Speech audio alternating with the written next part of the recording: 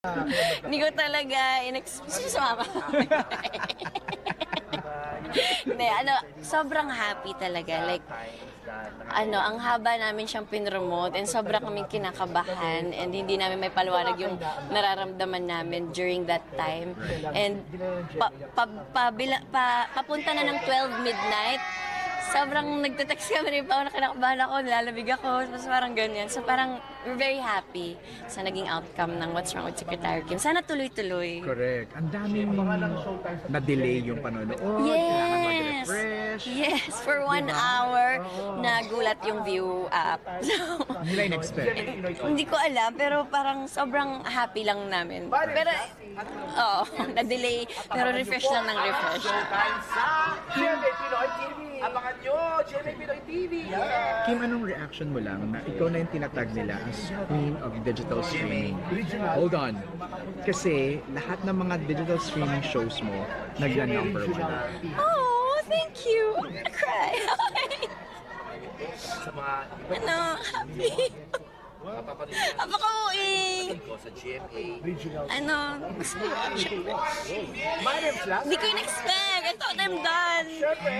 Ay naku, Yeah. mapapanood po sa Gulat ibang ako with regions na po everything. ang Showtime dahil Yeah. Nandiyan na yan sa GMA Regional TV. Yes! Nagulat naman ako, Kim. Na ganun? Yeah. Yung iniisip mo na? Yeah, of course, after bawal lumabas. So parang feeling ko, kaya sobrang na-fragile ako later. Yeah. Fit check, Lin lang, and Showtime, and ito nga What's Wrong with Secretary Kim. So, thankful talaga. So anong effect nito ngayon sa'yo? Now that Secretary Kim is such a big hit, Lin Lang was such a big hit, Masaya talaga. Walang paglagyan yung puso ko sa sobrang saya. Gusto ko lang mag-work and dahil sa mga taong sumusuporta din and sa mga taong naniniwala at sa mga taong curious din, so sobra ako nagpapasalamat. Kasi kung ako lang naman to or the platform itself, hindi naman namin alam kung magiging number 1 siya dahil to sa mga taong nandyan para sumuporta and manood and tumatangkilik sa mga palabas namin. naniniwala ka ba na regalo to sa'yo ni Lord dahil sa mga nangyari din sa'yo? Hindi ko alam, pero lahat naman gift naman ng Panginoon sa atin. It's just for us to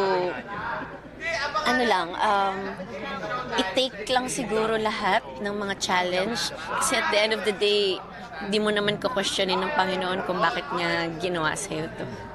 Sorry, nawala talaga. Ano ako bigla? Nagulat ako. Na ganun pala siya kalalim. Yes, kaya sobrang thankful talaga ako. Ganun pala talaga siya ka-meaningful sa'yo. Super! Tas ito pa, Showtime with lahat. So parang thank you. May mahihiling ka pa ba? Ako, hiling ko, sana tuloy-tuloy lang din yung suporta nila sa akin sa lahat ng mga shows. And very thankful din sa ABS-CBN and of course to Sir Deo. Ito yung last project na pinagkatiwala niya sa akin. Kaya sobra din akong nagpapasalamat talaga. Last, naniniwala ka ba na pag maswerte sa career mo, maswerte sa lahat? I think so, Charot. Huwag naman sana. Hindi. Kung nandyan. Kung wala, edi wala. So parang dagdag na lang yung bonus yung love, if ever. And yun. Nandyan na ba? Grabe naman. Masaya naman tayong lahat. So sana let's savor this moment habang nandyan. Last pala, bumisita ang mga bosses. Yes, kagabi nandun sila, na-surprise kami kasi nagpe-prepare kami for a heavy scene. So, nasa kwarto lang, nasa standby area kami, kanya-kanya. Tapos, walang nag-uusap masyado. Tapos sabi, tawag daw kayo ni Direk. Tapos paglabas namin, surprise! Oh my God! Sayak na naman ako. Fragile moment na naman ako. Diyos ko naman, Panginoon. Di ba, kailan matatapos yung tears? Pero okay lang kasi happy tears of joy. Right.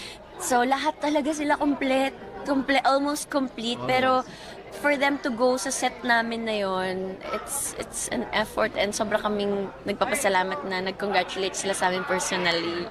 Sorry, ang dami kong last. May naalala Oo kasi nga ako pala. bigla. Okay, go.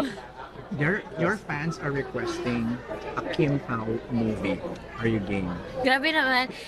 Hindi naman namin hawak yun eh. Hawak naman ng management. Will you be game? Oo naman, pwede magandang kwento, magandang production, tsaka hindi natin mamadaliin. So, bakit hindi? Tama. Sa tingin mo si Pao game? Sa tingin ko, oo. Wow, kasi patapos na kami mag-taping, so...